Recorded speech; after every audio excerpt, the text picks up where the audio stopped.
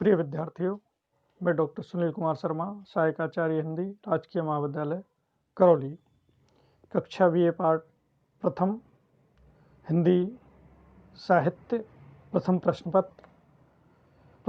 पत्र आपका भक्तिकालीन, आदिकालीन और भक्तिकालीन साहित्य से संबंधित है। इस साहित्य में सबसे पहले मैं आपको हिंदी साहित्य के इतिहास के बारे में, जो आपकी चतुर्थ इकाई में हिंदी साहित्य के इतिहास के बारे में जानकारी का उल्लेख है, उसके बारे में हम सबसे पहले आपको जानकारी प्रदान करेंगे कि हिंदी साहित्य के इतिहास का जो लेखन है वो लेखन किस प्रकार हुआ और हिंदी साहित्य के इतिहास को किन किन भागों में विभक्त किया गया है और इसकी इतिहास लेखन की जो परंपरा है वो परंपरा के क्या क्या आधार रहे हैं। इन सब पर मैं आपके सामने अपने विचार रखने जा रहा हूँ। सबसे पहले हिंदी साहित्य के इतिहास की आधारभूत सामग्री जो दो प्रकार से प्राप्त हुई, अंतः साक्ष्यों के आधार पर तथा ब्रह्म साक्ष्यों के आधार, बाहरी साक्ष्यों के आधार पर। अंतः साक्ष्य के अंतर्गत उपलब्ध सामग्री को तीन रूपों में हम विभाजित कर सकते हैं। पहला है भक्त एवं संत कवियों से संबद्ध आधारभूत ग्रंथ। दूसरा है कवियों विषयक काव्य संग्रह। तीसरा है साहित्यकारों की प्रकाशित व अप्रकाशित रचनाएं तथा कवियों के परिचय से संबंध पुस्तक है।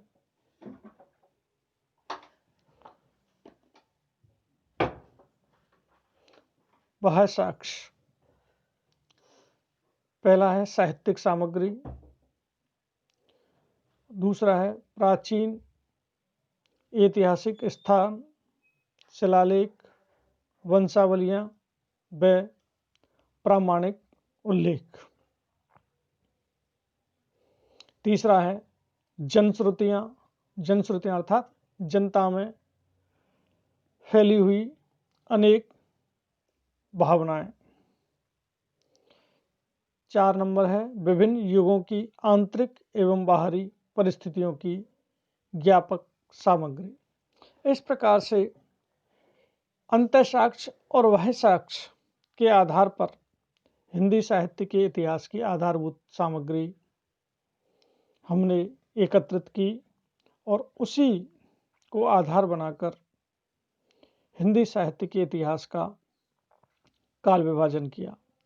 काल विभाजन के जो आधार हैं उन आधारों पर अब हम चर्चा करेंगे कि हिंदी साहित्य के इतिहास के काल विभाजन के विविध आधार कौन कौन से हैं।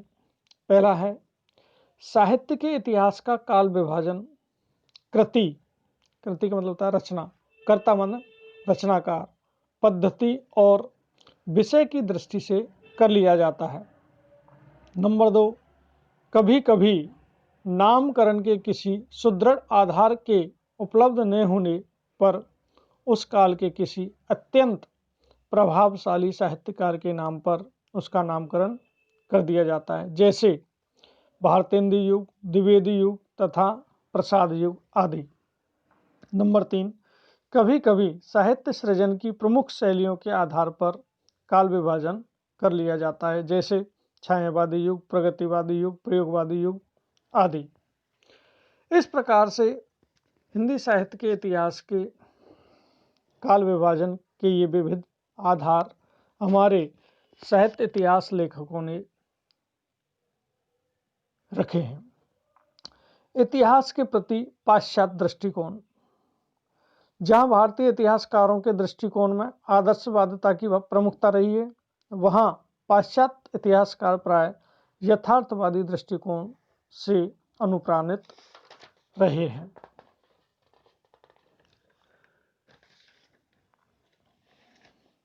इतिहास के प्रथम व्याख्याता यूनानी विद्वान हेरोदोतस ने इसे खोज, गवेषणा या अनुसंधान के अर्थ में ग्रहण करते हुए इसके 4 लक्षण निर्धारित किए हैं। इतिहास, पहला लक्षण है इतिहास वैज्ञानिक विधा है, अतः इसकी पद्धति आलोचनात्मक होती है। नंबर 2, यह मानव जाति से संबंधित होने के कारण मानवीय विधा है। नंबर 3, यह तर्क संगत विधा है, अतः इसमें तथ्य और निष्कर्ष प्रमाण पर आधारित होते हैं। नंबर 4, यह अतीत के आलोक में भविष्य पर प्रकाश डालता है, अतः यह शिक्षाप्रद विधा है। इस प्रकार से इन 4 लक्षणों का निर्धारण हेरोडोटस ने किया। इतिहास का लक्ष्य प्राकृतिक या भौतिक परिवर्तन की प्रक्रिया की व्याख्या करना है। अब हम आगे बढ़ते हैं। हिंदी साहित्य के प्रमुख इतिहास ग्रंथ कौन कौन से हैं? नंबर 1, सबसे पहले हिंदी साहित्य का इतिहास फ्रेंच विद्वान गारसा दा तासी का फ्रेंच भाषा में लिखित हिंदी का प्रथम इतिहास ग्रंथ है, जिसका नाम है इस्तवार दे ला लिटरेतुर एंदुई हिंदुस्तानी। दोबारा मैं नाम बोलता हूँ, इस्तवार दे ला लिटरेतुर एंदुई हिंदुस्तानी। यह 1839 ईस्वी में इसका प्रथम भाग प्रकाशित हुआ, जबकि द्वितीय भाग 1847 ईस्वी में प्रकाशित हुआ। दूसरा इतिहास ग्रंथ है शिव सिंह सेंगर, लेखक हैं, रचना का नाम है शिव सिंह सरोज और इसका प्रकाशन 1883 ईस्वी में हुआ। इस इतिहास ग्रंथ की विशेषता लगभग 1000 भाषा कवियों का जीवन चरित्र उनकी कविताओं के उदाहरण सहित प्रस्तुत करने का इन्होंने प्रयास किया। कवियों के रचना काल, जन्म काल आदि के संकेत भी दिए हैं। नंबर 3 इतिहास ग्रंथ जॉर्ज ग्रियर्सन, रचना का नाम है the modern vernacular literature of Hindustan. यह 1888 ईस्वी में प्रकाशित हुआ था। एशियाटिक सोसाइटी ऑफ बंगाल की पत्रिका के विशेषांक के रूप में प्रकाशित हुआ था। किसकी पत्रिका के? एशियाटिक सोसाइटी ऑफ बंगाल की पत्रिका के विशेषांक के रूप में प्रकाशित हुआ था। इस इतिहास ग्रंथ की विशेषता है यह इतिहास ने होते हुए भी सच्चे अर्थ में हिंदी साहित्य का पहला इतिहास कहा जा सकता है। इसमें लेखक ने कवियों और लेखकों का काल क्रमानुसार वर्गीकरण करते हुए उनकी प्रवृत्तियों को भी स्पष्ट करने का प्रयास किया है।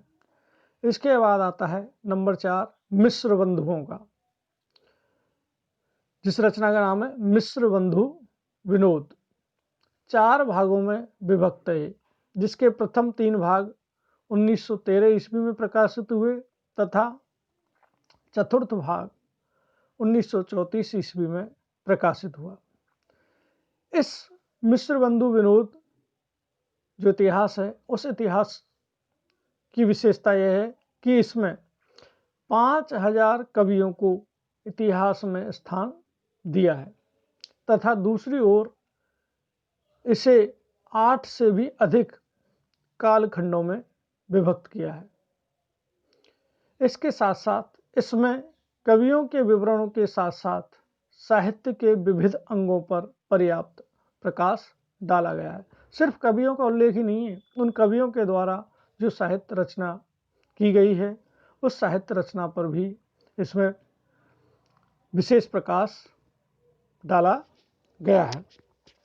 अगला इतिहास ग्रंथ है 5वां आचार्य रामचंद्र शुक्ल का, रचना का नाम है हिंदी साहित्य का इतिहास, प्रकाशन 1929 ईस्वी में नागरी प्रचारणी सभा द्वारा प्रकाशित हिंदी शब्द सागर की भूमिका के रूप में हुआ था। इसकी विशेषता है हिंदी साहित्य के 900 वर्षों के इतिहास को 4 कालखंडों में विभक्त करना। कवियों और साहित्यकारों के जीवन चरित्र संबंधी इतिवृत्त के स्थान पर उनकी रचनाओं के साहित्यिक मूल्यांकन को प्रमुखता देना, अर्थात कवियों के साथ साथ उनके इतिवृत्त को और उनकी रचनाओं का साहित्यिक मूल्यांकन आचार्य रामचंद्र शुक्ल ने अपने इतिहास ग्रंथ में किया है। इनके बाद आते हैं 6ठे नंबर पर हजारी प्रसाद द्विवेदी, जिनका हिंदी साहित्य की भूमिका।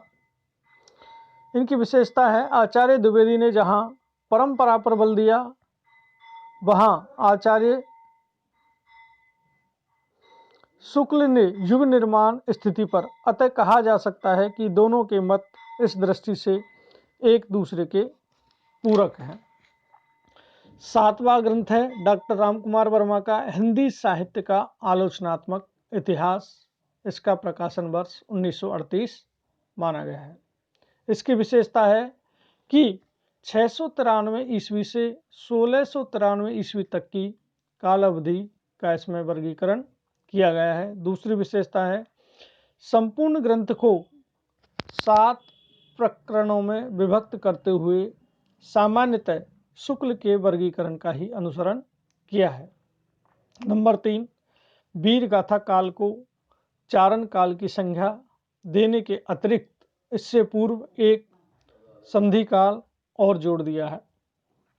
नंबर 4, उन्होंने स्वयंभू को, जो कि अपभ्रंश के सबसे पहले कवि हैं, स्वयंभू को हिंदी का पहला कवि माना है।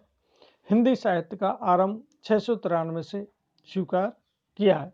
तो इस प्रकार से हिंदी साहित्य के इतिहास के ये 7 सबसे महत्वपूर्ण इतिहास ग्रंथ हैं, जिन इतिहास ग्रंथों में हिंदी साहित्य के इतिहास का काल विभाजन और उन कृतियों का स्वरूप और उनके रचनाकारों की मौलिकता का वर्णन देखने को मिलता है। आज बस इतना ही। धन्यवाद।